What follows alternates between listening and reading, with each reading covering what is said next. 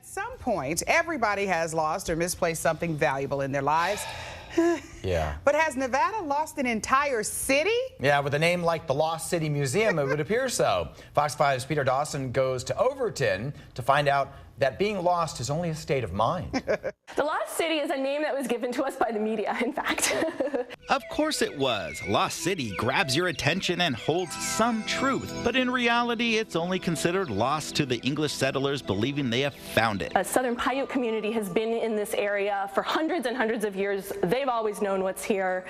So there was some kind of a mythology about that it had been lost and then rediscovered. It breaks down like this. 13,000 years ago, Paleo Indians traveled the landscape that was much different than today.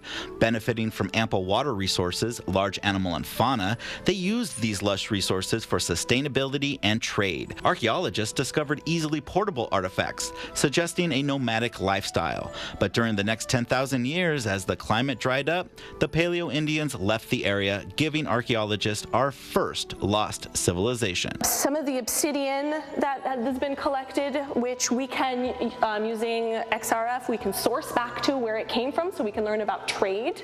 Then around 300 AD, as the Roman Empire reached its limits, the Kama Sutra was being written and the Chinese were developing the compass, ancestral plebeians or basket makers were setting up more permanent housing, making ceramics, creating games, and even developing the bow and arrow. It's not until we see what's the basket maker and ancestral plebeian community who start exploiting the resources and living here full time and allow them to actually build communities that are going to be sedentary. It's unclear why, but around 1200 AD, they left the area, giving archaeologists our second lost civilization. I think we see again and again these technology changes allow for different ways of life. The basket makers eventually learned how to make pottery. You know, we learn things as we grow up. Different cultures teach different things, and I think that's so important.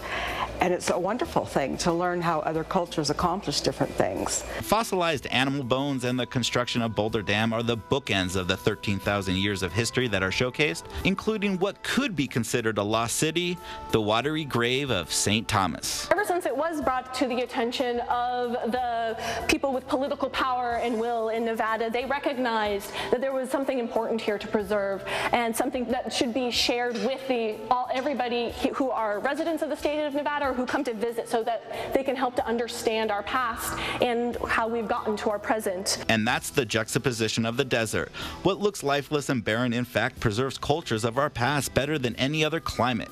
Desert raw minerals and resources have built and sustained communities for thousands of years. Also, it takes a miracle just to create a single fossil. Miracle stacked on miracle is a unique opportunity for Clark County to find some direction while being lost in time in a lost museum that is far from being lost. And for more info on the Lost City Museum, log on. Oh, wait, we lost it. No, I'm just kidding. Log on to our website at fox5vegas.com.